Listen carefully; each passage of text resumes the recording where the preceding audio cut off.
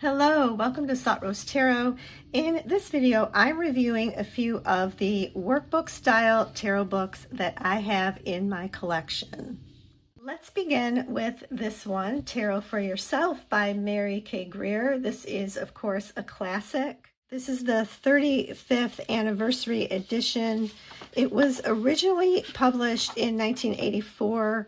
This edition was first published in 2019 by Wiser Books. Taking a look at the table of contents, there are 12 chapters, and it has a subject directory. This book is just filled with spreads and charts and exercises. There are visualizations, rituals, and at the end, there's a section on interpreting the cards. There is a foreword by Benabel Wen, and one thing that I never realized about this book is that what makes this book such a classic is that it was one of the first books to depart from viewing tarot strictly as a divinatory practice for giving readings. And Benabel writes about this at the beginning of the foreword here. When Tarot for Yourself was first published, it caused a paradigm shift. The book set a milestone in the development of tarot reading as an independent study tool, inspiring people from every walk of life to work with the cards for self-realized introspection.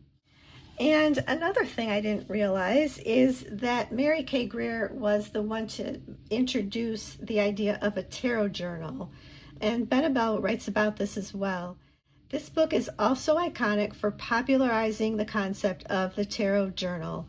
Today, keeping a tarot journal is considered an indispensable tool for learning to read the cards, and we can credit Mary Greer for that. So flipping through this book, I'm not going to spend too much time on it because it has been reviewed so many times, but there are lots of things to fill in, places to write, questions to answer. Chapter 2 is on the tarot journal, which we already talked about. Chapter 3 is on reading the cards. She covers interpreting the suits in this chapter. Chapter 4 is on the Celtic Cross spread. This is covered in quite a bit of detail.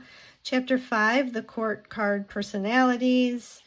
Chapter 6 is more on reading and how to interpret the cards.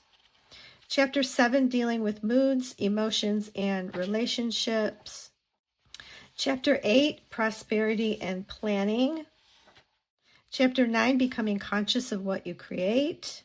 Chapter 10 is on healing. She has a chakra spread as well as some information on the Tree of Life. She has a spread for the Tree of Life. Chapter 11 is crystals and tarot. Chapter 12, design and creativity with tarot, designing your own spread, designing your own deck. And then Appendix A are her interpretations of the cards. And I really appreciate her card meanings because once again, they are geared and focused toward how the cards apply to you as an individual. Appendix B, she covers some history about tarot. Then there is a table of correspondences, some endnotes, and a bibliography, and that is the end of the book. This is a book that you can return to time and time again. I've gone back to it many, many times. It will always have a place on my shelf. I think it's good for any level of experience with tarot, and I think it has stood the test of time. The next book I have is again from Mary K. Greer. This is 21 Ways to Read a Tarot Card.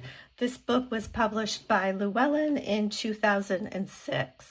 Mary has a short part here on how to use the book. She writes, through 21 ways to read a tarot card, you will use one card selected from a standard tarot deck.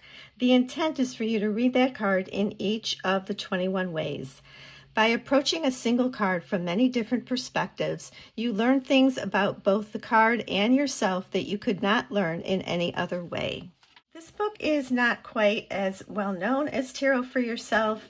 I almost think of this book as an extension or a sequel to Tarot for Yourself, and there isn't space to actually write in this book, so I guess technically it's not a true workbook, but I'm still including it here because it's built around activities and exercises, and so many of these could be used for journaling work, or you could take notes on them.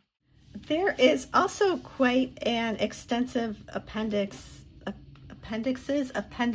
in this book. I have them tabbed, and she goes through emotions. There's a very nice section on numbers and numerology.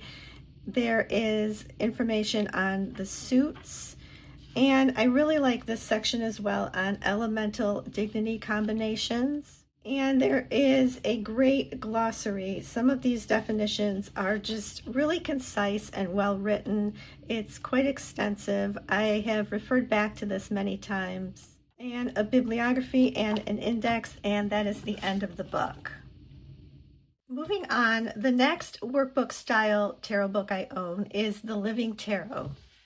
This book is by T. Susan Chang. It was published in 2023 by Llewellyn. Taking a look at the table of contents, each chapter has a series of assignments, and there are a total of 8 chapters. There is a brief introduction here, and the author asks the question, can you even teach anyone tarot? And she answers, over the years, I've come to this conclusion. No, you can't teach anyone tarot, but maybe, just maybe, you can teach someone to teach themselves tarot. And that's what this book aims to do. Starting with chapter 1, this is card of the day. She encourages you to pull a card every day, and she gives some basic instruction. You will see some of my own writing in this book. I stopped writing in this book fairly quickly because some of these pages, like the one here for card of the day, they make really nice templates, and I've made some copies of these pages just for my own personal use, so I can do the assignments over and over. So when I got to this page, I realized maybe I shouldn't actually write in the book. And it just goes on with different assignments. Some of them are more immersive than others. There is a really nice chapter on spreads, how to design a spread. It has examples for 2-card spreads and also 3-card spreads. In chapter 8, there is a Tree of Life spell here, and I've been trying to incorporate the Tree of Life work into my tarot practice for a long time. It can be quite complicated.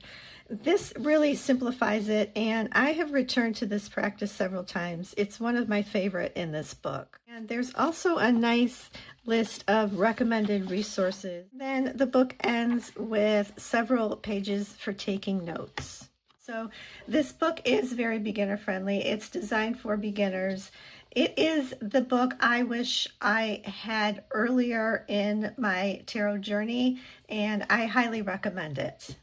And last up, I have The Easiest Way to Learn the Tarot Ever by Dusty White. This is truly a workbook style book. There is so many exercises and charts, activities to do, and things to fill in.